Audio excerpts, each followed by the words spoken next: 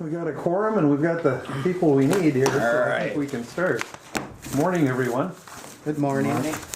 Call this meeting to order. First item would be public comment. Anyone here on the line for that? If not, we'll move on to the minutes from October 26th. Excuse me. I'll move to approve the minutes. Okay, we got a motion by Brian, Second.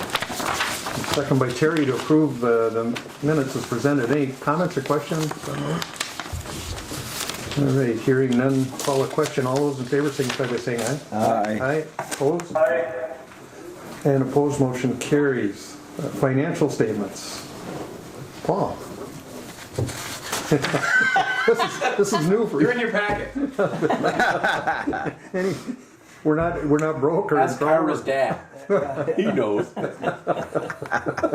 you guys have a download last night? Do this, don't say this now. Yeah.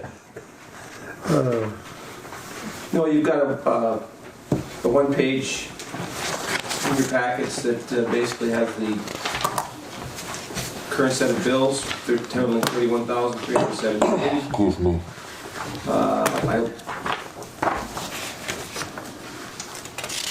I don't know, Thor, if there's anything on there that our maintenance, truck maintenance. We're actually up and operating 100% with the old fire truck at this time. That's been a long and protracted affair, but now we're good. So I'm confident. Clarification. I'm hopeful that we continue with that until we receive our new truck mid 2021.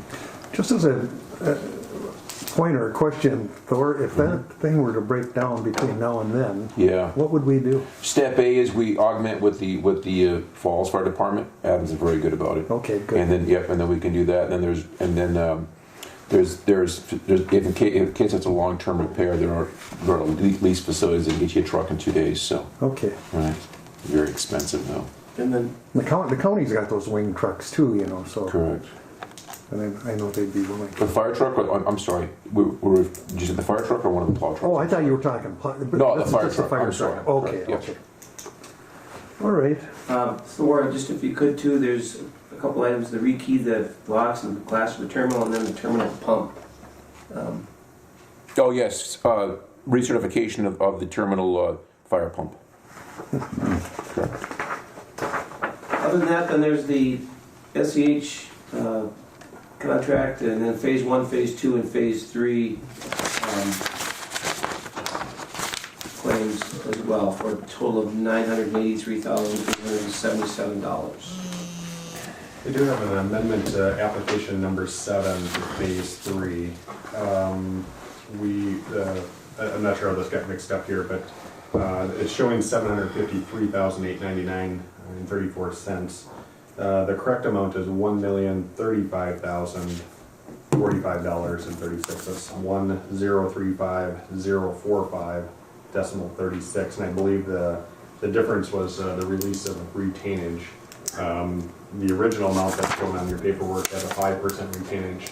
KGM requested a reduction in the retainage amount, and we agreed to go down to 2.5%, and that would be the difference to bring it up to $1,035,045.36. 36 cents, right down to the penny, huh? So, that's all there. I think they could round it off when they're done. Yeah, you'd think, eh? All right. Any other comments or questions on those? Guess we'd need a motion. Make that motion. All right. Second. Got a motion by Terry and a second by Brian to approve the financials. We're done it here. Excuse me. Any other questions or discussion on those? Hearing none. All those in favor signify by saying aye. Aye. Aye. Opposed? Aye. Okay, Aye. and opposed, motion carries unanimously. Thank you. Engineers report. Bless you. Good morning, everybody. I believe Steve is on the line. I don't know, I don't see Bob on there. Just Steve, is that? He's on there somewhere. Bob's too? Just Steve. Bob and Steve. Bob is Bob and Steve. Anyway, welcome everybody. We'll start with Bob and Steve. I don't know who wants to kick it off, but we'll start with the terminal update and move to the airside update. We can start with the terminal. There's we've been meeting on the phase 1 and 2 connection. We've had a couple meetings since the last commission meeting. We've had one with the design team only and then we've had one with the design team and the contractors. We're still not at a point of resolution yet, but that's kind of an update as to where we're at. Steve, do you want to add anything to that? No, that's a good recap.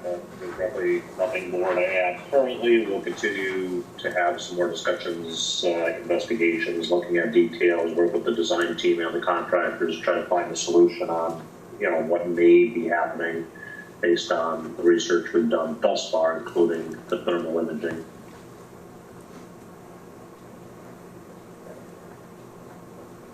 Okay, any questions, comments? All right, please. Nothing further on the terminal? The only other question I had, Sean, you had sent an email the other day about a pack of ramp lights that seem to be, out or have failed, and I'm not sure, if anybody's done anything further with that. I did forward them on to Hanson Electric. I've not heard back from them yet, but maybe you can give me a little more insight, or someone of, has the airport done anything further to research and start procuring new lights, or is this totally in Hanson's lab at this point? Please. I would think it would be in Hanson's lab. It's the research that Sean did so well was it's a 5-year warranty on those LED panels, and I don't know if has anybody talked with Hanson yet. I know that Just Steve's email. That was the only correspondence to notify Hanson that the lights are out and not working properly. So correct. that Now, was- from a guarantee, from a warranty perspective, from the install, I'm assuming would that be their responsibility? Yeah, and I think, maybe Steve's question is have you done anything? And I think the answer is no. The lights are still We have out. not. We haven't touched them. They haven't come down. So as far as the warranty works, and maybe Steve, you can confirm this, the correct course of action is that Hanson takes care of it all. They'll take down the old lights. Once the new lights come in, they'll install the new lights, and it should all be at no cost to the airport. Does that seem accurate, Steve? I'm not sure. I think the material replacement cost, if that product is under a 5-year warranty, then there should be provide the new material lights at no cost. I'm not sure about the installation piece. I would have to look further into what the warranty actually says. But Okay. nonetheless, I'll give Steve Hansen a call and see if he's had a chance to research that at all, or maybe together with Nathan Reed, the electrical engineer. Right. And the actual replacement is relatively simple. It's a plug and play. Okay. Yeah, it's very easy.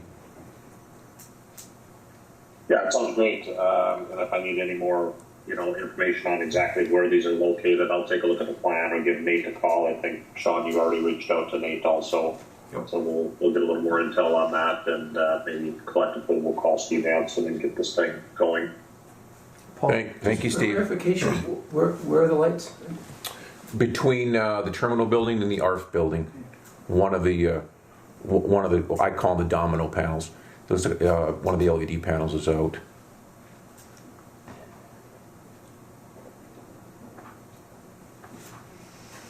Okay. Well, if there's nothing... Other than that, I thought I'd touch base briefly on the jet bridge, see if there's been any other, degradation of the levelness of that unit or not. We did get Jake, I believe, connected with the technician from a Merrill Bridge, and I think they talked through how to go ahead and, re-level that unit as you need. So, I think at this point, maybe as a reminder recap for everybody, Merrill Bridge, for all intents and purposes, is going out of business or out of business. So, they're done, they're gone. Let us know if there's any issues with re-leveling that yourselves, and also let me know if you'd like me to chase down and engage a different company in providing you with a proposal to change out, I guess I'll call it the smarts of that jet bridge unit that might be supported then by somebody that is in business. I have talked to a Rob Harrington at JBT. They are, a competitor, if you will, of Ameribridge's, but they're familiar with that particular type of unit. And they could certainly, I don't know how quickly, but they could provide you with a proposal to change out, the electronics and the things that would run that unit. I would suggest that we do that. Right now, knock on wood, we're running the unit correctly. It's operating correctly. But in the future, when, not if, when those components start failing for sure, I would recommend that we do that. I think right now we're It's working fine. It's working fine right now. We leveled it once on our own, and 2 weeks ago we had a power outage, and that caused some grief. But need to reboot the jet bridge, which we successfully did. But yeah, I think that would be a good direction to go. Ceiling hasn't fallen in lately. We haven't killed anybody with the panels. This is that's good. good. Yeah. But every time we do have a power outage, we got to get Jake over there to reset. Every time. It's not easy. Yeah, you have to go through the whole. Split-second outage.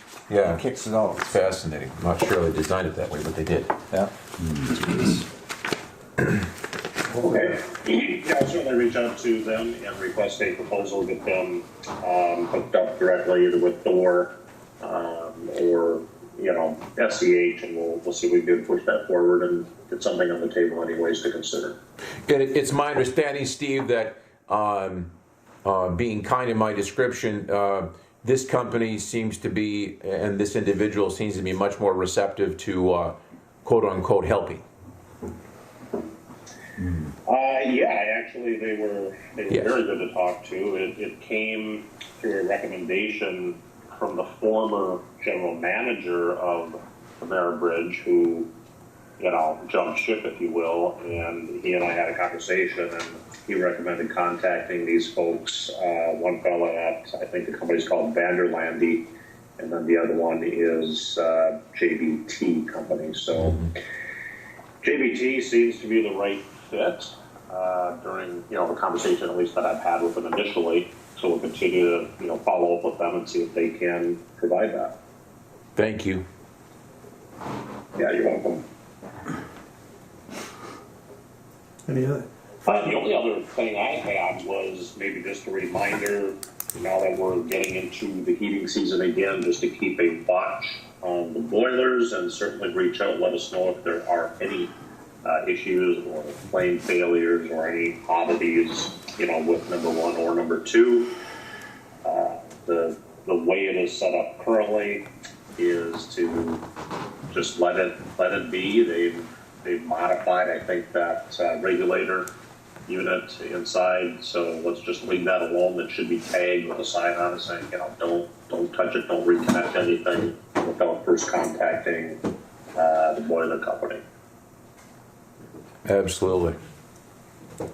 And they recommended let's just go through another heating season, in their words, let the sleeping dog lie for now, and let's look towards spring of 22 to readdress that venting and that regulator and see if there's anything further that should be done with it at that time.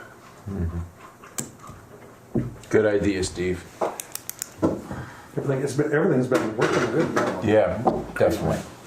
Gee, after all the headaches. It's smoking both stacks every day, so. As long as we're Great, but that's all I got on my end. As long as we're on heat, the fireplace wasn't working or something, and has that been? It's on my list, yeah. We're working with Shannon's, and we've definitely, quote unquote, lit a big fire into that project. And we've got the parts, we know the components we need, and they're very tough to come by right now. So we definitely I see light at the end of the tunnel on that, so. Good. Yep. I know the public loves it, I'm sure. They love that fireplace. Especially in the winter when it's so cold. All right. Any other questions for Steve?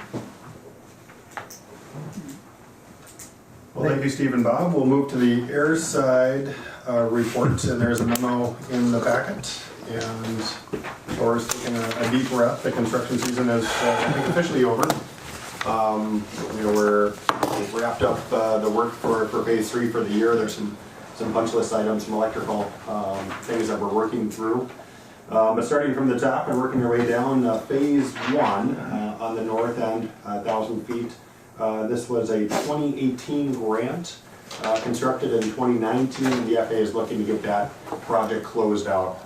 KGM is the same contractor as phase 3, so we feel confident and comfortable releasing that money, knowing that we have KGM here on site into next year to, excuse me, to work through any issues that are out there. But everything on the north end is looking really good. I think it's, you know, that stuff has been Yes. kind of satisfactorily Excuse me. prepared. So you approve the pay application for that as part of your bills. So I think we're all set there.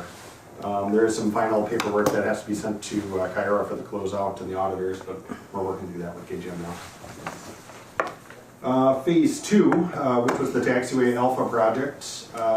Few punch list items throughout there. There's a little pavement patch they got to do on the larger side, and seeding is probably the two bigger items. Obviously, we're waiting until about June to kind of work through that, and we'll have them address any other issues that come up with the taxiway work. So no activity on the taxiway phase 2.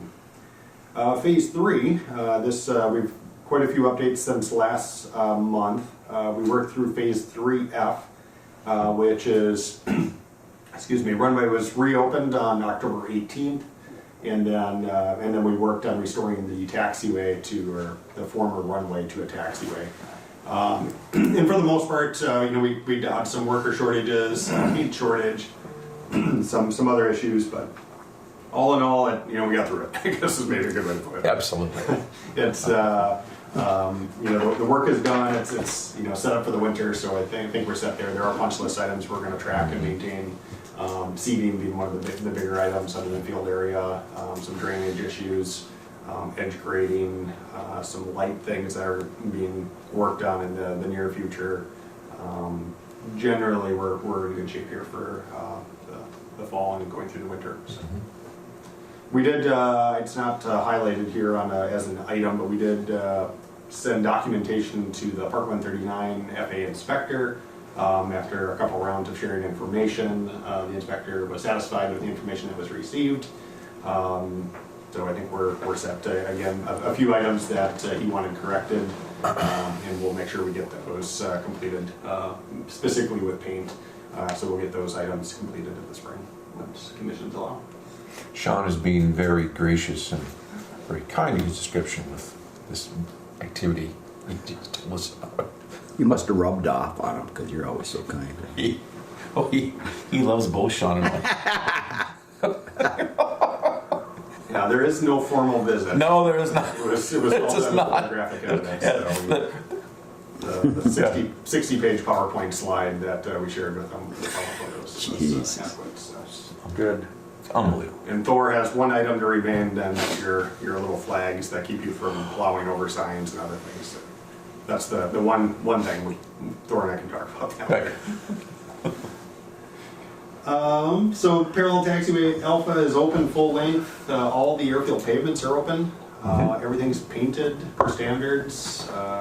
The airport facilities were flight checked, and that's the ILS on both ends, the VOR, all the instrument approach procedures, with the exception of the Mulser light. I don't know if that's been fixed yet, but No, given the fact that it's only happened 2.5 months ago, FAA schedule, that means sometime mid-2022. sure. All right, one simple wire cut, literally a trench. Yeah. All right, yeah. So other than that, and that was a project outside of our project, the airport project. It was a county project on that. Right along 332 on the south side of 332, right, literally right there. So yeah, So I guess the good news is everything's up and running. You got a nice pavement surface out there with markings, and Everybody's happy. everybody's happy. So Very good. that's yeah. And we offered to the FAA that we would fix it. And it literally had nothing to do with us. It was a data boring cable company that was putting in, you know, yeah. Interesting. And I do have some photos here, if I get this to work. You're doing great. You're chipping off my list right here, Sean. You're doing. Making it easy for you. Wait, thank you very much. Do they mix up which runway to land still, or they got it? No, we got it all dialed in now. Yeah, we got it. That's a good picture there right before we open. There. Truth, it was unbelievable. Yeah. Yeah. Neat. So things are looking good here. We got, so this is phase 3D into 3F, grading just that infield area. So essentially we had to take, the taxiway, which was a runway, has a safety area, and then we had to switch it to the safety area to the new runway, which is your permanent runway. New signage, and they light up. So that, all throughout the airport, everything's looking good there. Runway lights, we have the different intensities, everything checked out there. We do have a few lights that we got to replace yet, and the electrical contractor should get into that here soon. Yeah, I think the lights they're on the schedule on the page. Yeah. Pavement markings, everything, all the whole lines and everything's looking good for the new runway. We got our custom circle on the right there that's helping facilitate. We got 2 circles now to help facilitate traffic, and Thor can just direct Wonderful. the aircraft where they want We to used go. it at 2:30 this morning. The marking on the left is a VOR checkpoint. This is on the punch list. We need a sign to go with this, but aircraft essentially park on this circle, and there's a sign there that says what their instrumentation is supposed to read, so it validates what their instruments are with the VOR, which is that big bowling pin thing looking out on the runway. So that allows all the instrumentation on the aircraft to be checked and certified. Runway markings. Wind cone, in better days, right now we're working through some punch list items to get that repaired. What happened to the sock? Oh, wind. It looked like a bent pole over. It did, yeah. The major snow event we had 2 weeks ago now. 10 days. Yeah. It was an old repair on the shaft of the sock that it broke. Jeez. And so we in fact we two of them. This is a 36-inch sock, the main wind sock, and there's 2 18-inch socks on the ends of the runways, and one was taken down by the wind, and it was an old repair on the shaft from before, and then one on the 318, one of our operators with a snowblower took that one out, so we replaced those parts now. So that one's back up and running. So. Snowblower's putting out a little over 5,000 tons an hour, or so 1.5 tons a second. So you put it on the windsock, it just doesn't even Have a chance. It doesn't even. Yeah. That's a lot of material. Yeah, and I think that's all I have. We have some drone footage here, but I think we've showed that previous meetings, so we won't spare those details. But if you're interested, we'll send a link, and yeah, we'll share all that information with everybody there. So.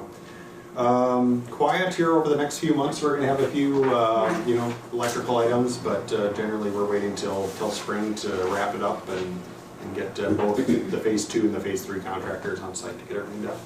Good. All right. Any Beautiful. questions? Question, just as a witness to all this activity, and you really appreciate the amount of trucks that were coming in and out of here. Did you guys hear any complaints about truck flow or as commissioners on the truck route or the? I did it over here, but I mean they had to cross. Yeah. But very minimal. Put it that way. Yeah. I was pretty impressed with just the volume of trucks. Same team that kind of lets us know on a regular basis. Yeah. Here's a $100 bill. I think it'd be 200. So I say that? I did. Yeah. All in all, I couldn't have enjoyed gotten it. better as far as I'm concerned. Thinking out loud again. Yeah, I think with any construction project, there's challenges, and, getting aircraft in and out, but did the best we could with the weather we had and everything that kind of came through. Had a little confusion with some pilots sometimes trying to figure out, Jesus. how am I going to come in here? Yeah, not just the pilots, Minneapolis Center, the FAA. Yeah. It was fun trying to marshal them in. We had Yeah. one, we had Where one are you flight- going? Where are you going? We had one flight that left, didn't they? Yes. Yeah, they had too much to deal with. One other observation too is just the SH team logged a lot of hours here. Definitely. The different hours of the day. I mean, Unbelievable. here all the times. Big credit. Well, all in all, Very dedicated as team. far as I'm concerned. So, well, thank you, everybody. Thank you for that. I think we need Thor to wear like a metallic, light in the dark type outfit, and then you can run out there. You need it. He's out there camouflage. Doesn't want to see. low as I can, but it's an impossible. You can't do it around here. All right, any questions, comments? I've got a couple master plan items. Great. There's nothing further on the runway. Couple updates.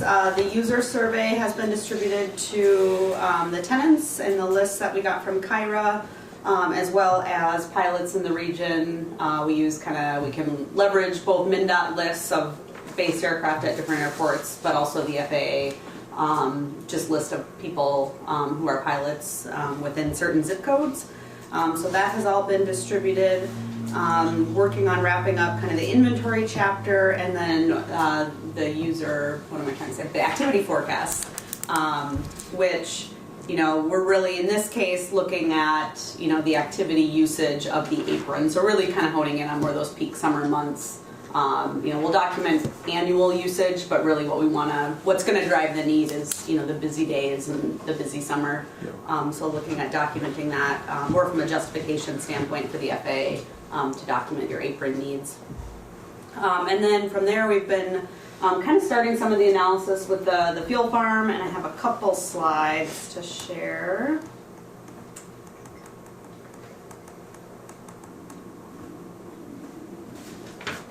Some of the work we've been doing.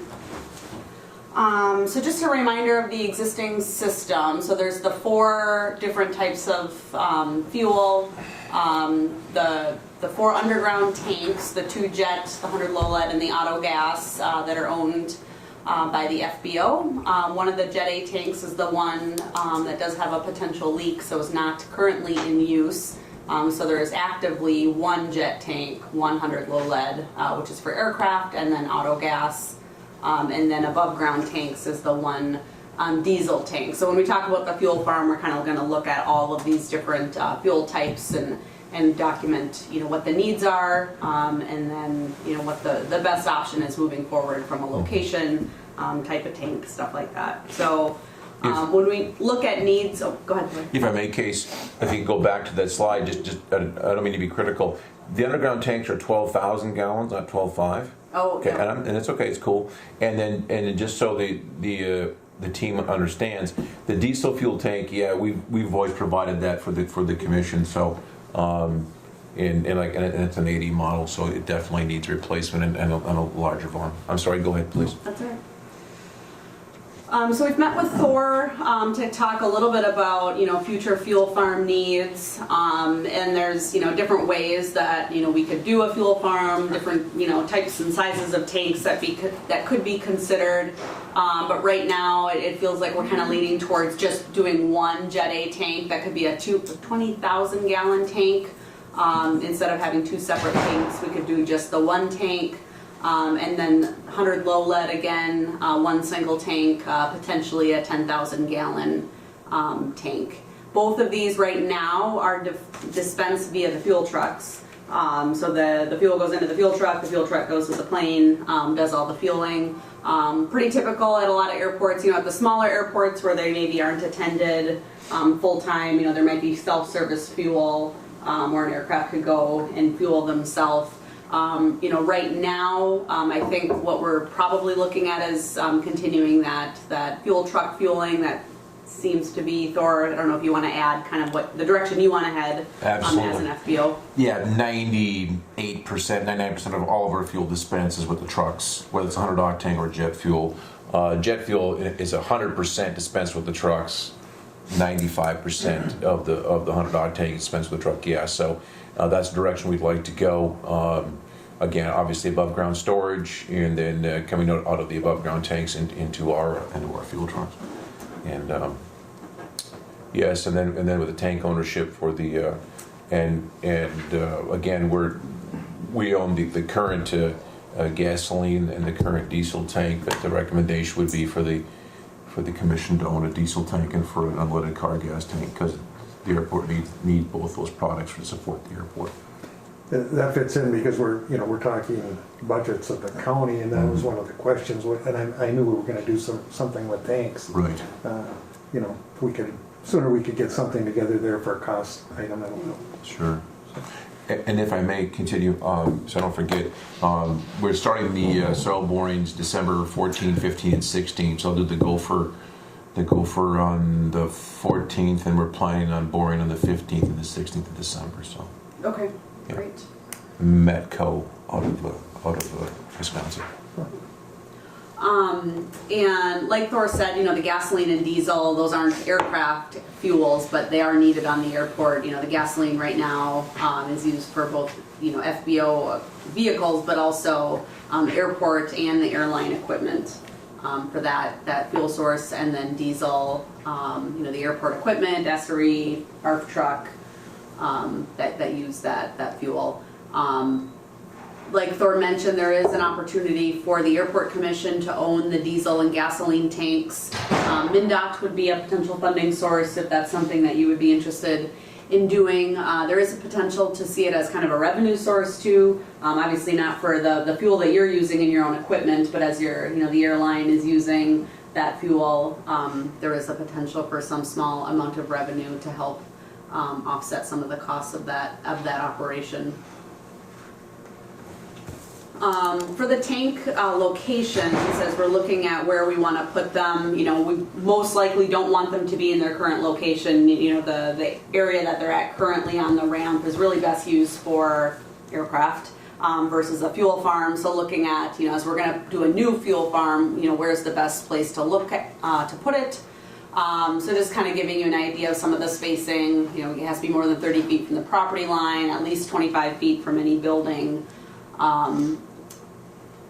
We don't have wetlands, so No wetlands, we don't need to worry about that. And then from an access standpoint, we have to make sure that, not only the fuel truck can get in and out, easily, but that, the tanker truck can come and deliver fuel and maneuver through those areas, wherever we want to consider putting it. This is just a rough potential layout. If you wanted to put all 4 tanks on one concrete pad, they could be located right next to each other. Lots of different ways it could be laid out, but to kind of give you an idea of how it could potentially look. And then from a kind of just starting to do some back of the napkin type ideas for alternatives for your feedback. If we want to look at kind of the main, terminal airport areas where this could fit. If you start at the top of the drawing there, on the far northeast end of the general aviation apron, it's closest to, those general aviation tie downs up there to the north. That general area would most likely result in losing some tie down space up there, as you think of needing to preserve space for trucks to get in and out. Another option could be the second one, which is kind of between the SRE and the garage building there, in that open space. It's a little bit tighter. The fuel truck again would have to go onto most likely the aircraft apron to fuel, unless there was a way to do it, where they'd be fueling from the tanker truck from the backside, but would impact some auto parking. And both of these sites potentially could also be used for a hangar. So kind of weighing the pros and cons of a fuel farm location versus a hangar. But in regards to hangars, as part of this process, we're also going to be looking at the hangar sites down to the south of where the balloon launch facility was. So you will have other hangar opportunities that'll come from that development as well. And then the third site is down kind of in the location of the former balloon launch facility. Kind of removing it from some of that other area, which has its pros and cons. It's much farther from the FBO, but there would be potential you could have kind of a loop through for a tanker truck, so they don't actually have to drive on the airfield. So there's more fine tuning of these that has to happen, and kind of modeling of truck movements in and out, and fine tuning the layout, but kind of starting to look at just plopping something on a map to see what it looks like. So I don't know if you guys have any immediate feedback on any of these. I think our next presentation will have, more details on what they would look like, but just kind of wanted to share a little bit of the direction on some of the alternatives. Thor, Brian, you got any thoughts there? Okay. I think number one is probably the best Absolutely. spot. Yeah, the northeast is for sure our best spot, absolutely. Gives us total control, it's already a secured area. It would be a minimal impact on the tie-down area there, right? And convenient. And convenient, Yep. absolutely, yep. All right, well, I think, as we dig into these deeper, we'll look at more specifically the layout of the tanks, looking at, the truck access movements, and have a more fine-tuned version of the alternative to share with you next time. So that is all I have as far as an update. Any questions on the planning study? No, nice presentation, Case, thank you. Want to do the funding update? The grant? Sure. So the next item is just a quick funding update. The final bond paperwork was submitted to MnDOT, waiting on that acceptance. And then for the federal fiscal year 22 CIP projects that are funded by the FAA, we did submit the grant initiation package. That's just showing the FAA your intent to apply for a grant and what those projects might be. And that has all been submitted. The projects are listed on the next agenda item on our memo there, the 2021 CIP update. So the projects in the grant initiation package included the runway 1331 phase 4 design, as well as a beacon replacement, replacing the airport beacon with a new updated beacon. Any questions on the grant initiation package or the 2022 projects at this time? No, sounds good. All right, and then the other update is the good news of the infrastructure bill. Specific to airports, there was about $25 billion in funding for airports nationwide, and that funding is kind of broken into kind of three main buckets of money and uses. So specific to INL, the first bucket you'll be able to tap into, it's about $2.48 billion per year for commercial airports like INL that have more than 10,000 enplanements. This money will be distributed, from the sounds of it, it'll be distributed using the same formulas that you get your AIP FAA money. So you get your $1 million every year. They're going to be distributing it with a similar formula, but they haven't said what it is.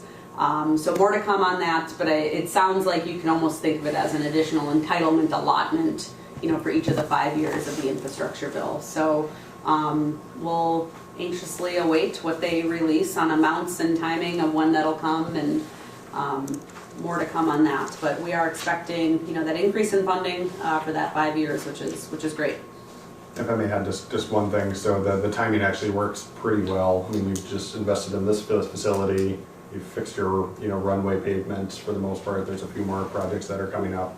The master plan's in progress and will be done, and then you're going to get these entitlement type projects that aren't high priority safety items, a new taxi lane for hangars or a new snow storage equipment building for the airport equipment.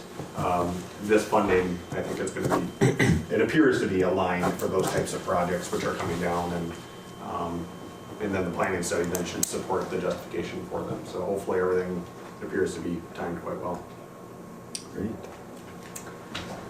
There's two other parts of the program, or of the infrastructure bill for airports. There's $1 billion per year that's going to a new terminal funding program. Probably unlikely that you have any projects that will compete in that program, but it does take the pressure off of the FAA's pot of money if there's a different pot that can fund those projects. So still could be some residual benefit to INL or other similar airports that maybe don't have a terminal project. And then another $1 billion per year that's specific for FAA facilities. So that's FAA-owned ILSs and NavAids, and the aging infrastructure that the FAA owns, and giving them that boost to make improvements. Any questions on the infrastructure bill? What's a billion among friends? Yeah. Billion here, billion there. And no other real involvement or stakeholder engagement to touch on other than, just that continued SkyWest and FAA coordination throughout the runway opening. Yeah, the kids will pay for all that. The night, I'm thinking of airports like Erie, Grand Rapids, Bemidji without passenger service. Are they still able to get this? Yep, they will have also a similar kind of additional money that they'll get every year, and they get $150,000 a year. So looking at the numbers, it might be kind of similar to that. They might be getting something similar, maybe it'll be $100,000, but some amount of money. Something will be able Yep. to. That's good.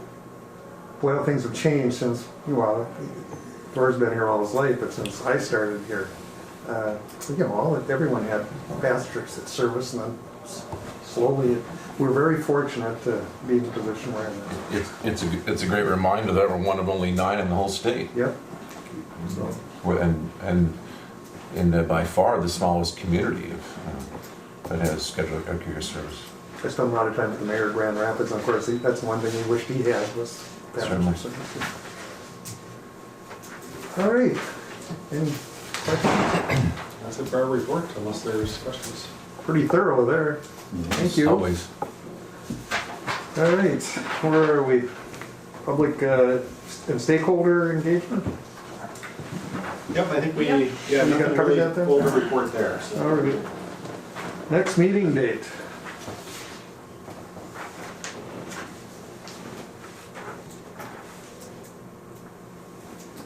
We always That's leave where you- that that's to- where you we always chime in, leave that to Kyra. the secretary.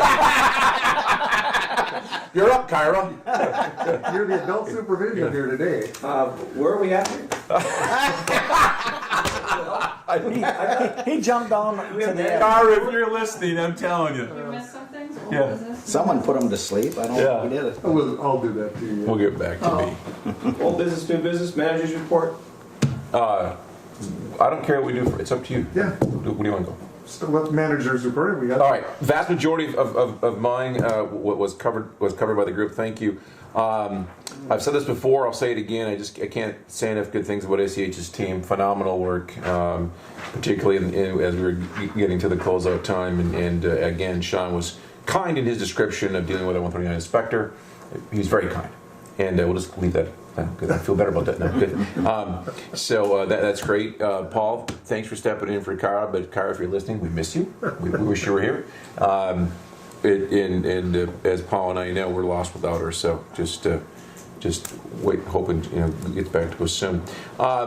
Real quickly, good news. I chatted with Sun Country yesterday, and I talked to their ops folks. They're very interested, and will be coming back for the casino junkets, what have you, and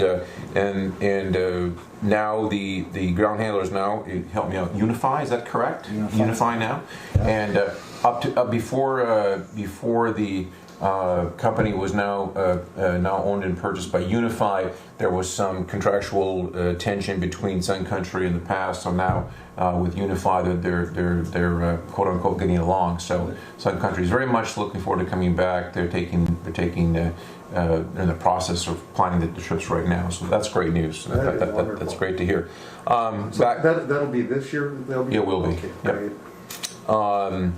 Winter ops, we're back in winter ops. Always takes a little bit of relearning and getting the rust off the skates per se, and just so that's where we're back operating at full capacity, which is always kind of challenging. A few weeks ago, had an interesting event. We had a person who was clearly under the influence, severely struck the gate / fence at the northeast end of the airport, right off of 2nd Avenue East. They came across from Van Linn Road at a high rate of speed, crossed the highway, continued straight west, ran across just almost all the way across 2nd Avenue East for realizing where they were, struck the gate quite severely. Phenomenal that no major injuries, no no major body damage to the person. Unbelievably destroyed the car, but the car would drive, and the person left the scene. Fascinating. The person left the scene, and very interesting. Drove south on 2nd Avenue East into our parking lot, and we could see the majority of the car through our security cameras. We discovered there was 2 trees which are no longer there that were blocking our view. The car left here, and to the credit of one of my staffers, Jay Caney, old hunting dog that he is, he literally tracked that car. The car was hemorrhaging transmission fluid and engine oil, and he literally tracked that car to the Menards parking lot. It went north on 2nd and went through a variety of shall we say, the person's track wasn't straight and true. Got to the Menards parking lot. At that point, a person met them there with a pickup and a trailer. They loaded the vehicle onto the trailer, which is interesting, the luck of the draw.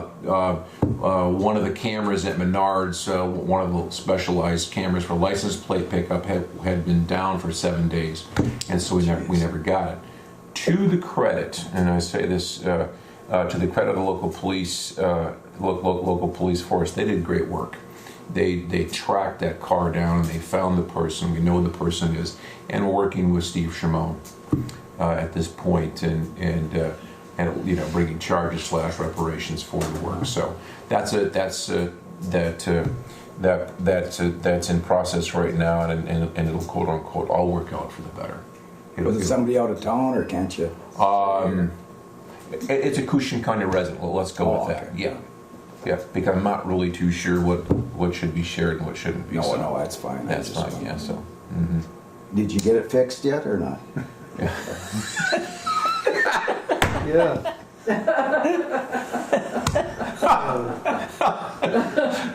You get no respect. I know that's great. Hey, I had him 30 years picking on me. He's trying to get even now. There you go. Exactly. But other than that, no. What a story. Oh, Yeah, phenomenal. And I just something can't. like that could have been much more of a disaster. And regarding Jay Caney, what was really kind of funny was that when he shared the information with the police, they actually came out and asked him, "You tracked that car?" But good for him. He was literally standing out on the street, I think at 11th Street and Crossing, there, standing on the street with the yellow support truck going, "Yep, you went this way."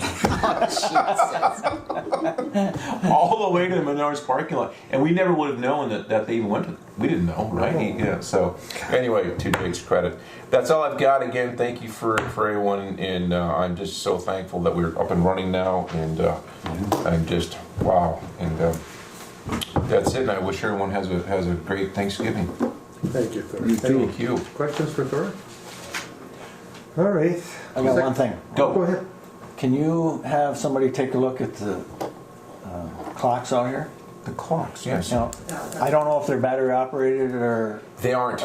because the one out here Yep. Is right down by twice a the day. bank, and the one in the secure area, Yes.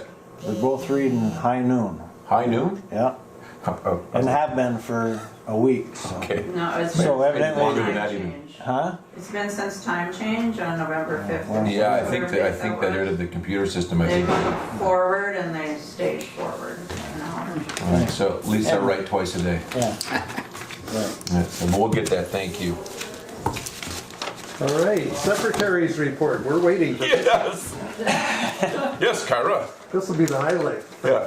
Look at that poor Requesting a bugger. raise.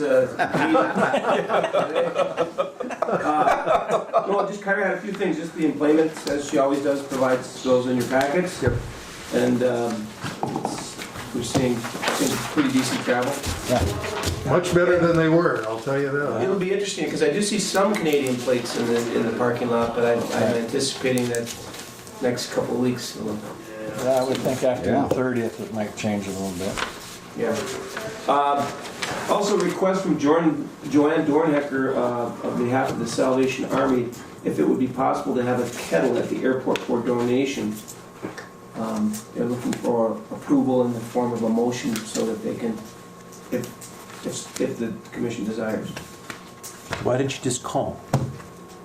Tell her we said that. What? I'm sorry. What, your Of course. No problem? Well, absolutely not. There we go. As long as it's not No bothering motion you. required. Okay. We're good to go.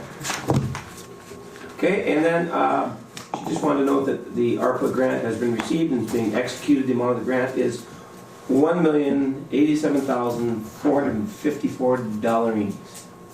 Good.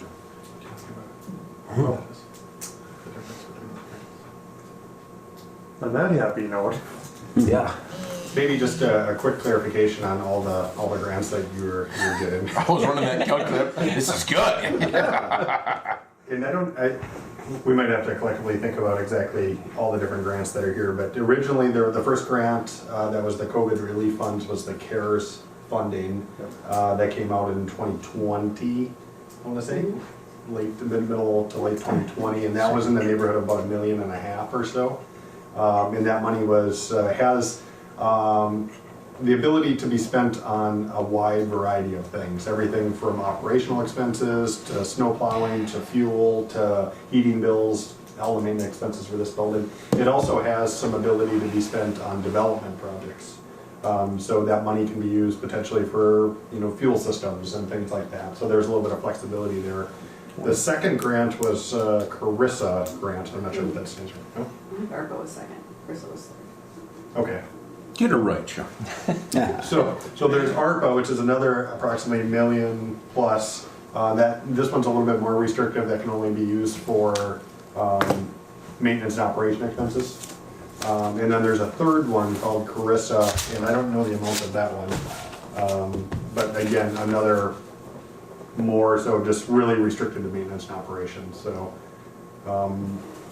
a lot of your local expenses for operating the airport should be covered through these grant programs for many months. Good. the fuel systems portion, so we may be able to get some funding for that then. I think so. The eligibility is wider, so I guess the FAA makes the final determination, so I don't want to say one way or the other, but there is an opportunity there for potential funding sources. That's great. That'd be great. And you can also use, your CARES money, so say you are able to get MnDOT funding for a diesel and a gasoline tank. If MnDOT comes through, you can also use the CARES to pay your local share too, so. I don't think so. Wouldn't that be cool? Oh, we'll have her text us. Okay, She wants some money to manage my. My wife Carol keeps Terry and I on, target, to make sure we make our great meetings there. Well, anyways, certainly, that fuel thing comes right into mind. I hope we could, that'd be helpful. Well, if we after could a get fuel going. farm, that'd be great. Get them tanks and everything. Perfect. Yeah. Sorry, I gotta run, guys. See you later. Take care. Terry. Thank you. Thanksgiving. Hi, happy Thanksgiving. All right, anything else? I think I interrupted, so. No, thanks. No, thank God you did. He was almost like, talk some more.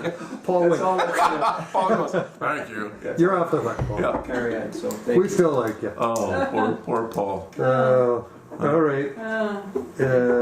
Manager's report, secretary report, any other business? What about the parking lot? Is that slated to be redone in the near future It is or funded. painted and new signage put up? Yeah, it's a potential state-funded project. The FAA wouldn't fund, they have limitations on what they can support. So it's on the list for the state to fund. They have a priority ranking, so generally the state is funding airport, runway type things, and then eventually they'll get to parking lots. So we're hopeful that the state would offer the airport money to rehab, and whatever that looks like, if that's crack sealing or painting. But right now, there's no funding source for that. But I think it is on the list, I think, waiting to go through the analysis. Because there's indentations from the last time they did it. And the painting is faded, and of course it's painted for some of the old terminal versus this new terminal. Yeah, and that maintenance and operations, we can kind of work through that, that is a potential source for that funding. 'Cause it is Yeah, even some of the operations. signage, like the taxi cabs and the handicap parking and whatnot. It was amazing to me, we got that aerial coming in on the runways and how dark and you knew, the other one is all faded. And same with our county highways and stuff. They're nice and black and smooth for a couple of years, and then they just start fading right Years, out. Yeah. Always something. All right. We got a date for our next meeting, Secretary? Yes, Kyra. Probably gotta work around Christmas. I think that would put it, is it Third Wednesday. December 22nd, the third, actually, yeah, that'd be the fourth Wednesday. Whatever it was. 22nd. He doesn't. What does the team want to do? Oh. That's our normal one, the 4th, right? Yeah. Yeah. And I'm not sure if that's- anybody has heard, but Chelsea had her baby. Yay! goodness. Yes. It looks like a little bugger. Yeah. It's probably been a month now. Yeah. I don't know when the exact birthday. Yeah, baby boy. Everybody's doing well. She's obviously at home with Lincoln and Oh, doing well. So I beautiful. just wanted to share that update that she's. And she named the little bugger Lincoln. Yeah. What a great name. Well, tell her congratulations on Yeah, it's all of us. fantastic. That's neat. Pass that along. All right, so December 22nd it is. Any other business come before this board? If not, motion to adjourn would be in order. So moved. We've got a motion. Is there a second? I'll second it. Thank you, Mayor. Harley. So we've got a motion, a second. Any discussion? Hearing none. All those in favor signify by saying aye. Aye. Aye. Opposed? Motion carries unanimously. Thank you, everybody.